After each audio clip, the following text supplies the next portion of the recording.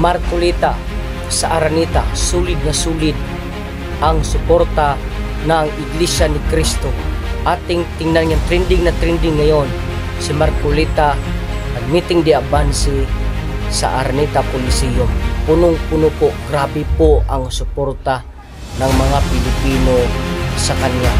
Siguro magna-number 1 siya ngayon sa Senado. Ating tingnan mga kapatid. Kita ninyo, bigla nilang hinuli ang dating Pangulo ng Pilipinas. Dinupot nila at ngayon ay inilipad. Nandun na po siya sa kabilang panig ng daigdig. Ano po ba ang kasalanan ng dating Pangulo? Wala po. Nakita niya lamang ang panganib ng droga.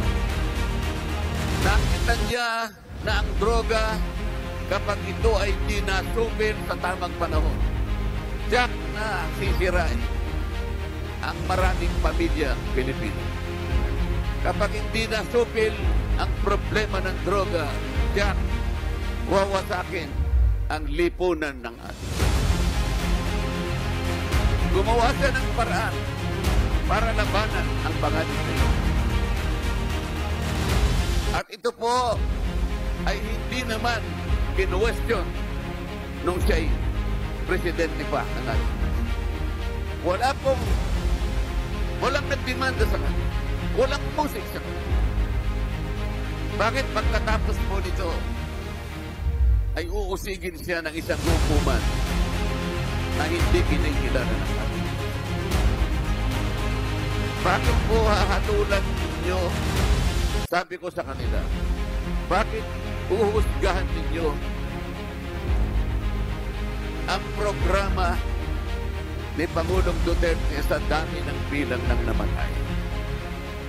Maaring maraming mamamatay sapagkat ang kalaban po niya ay mga kriminal.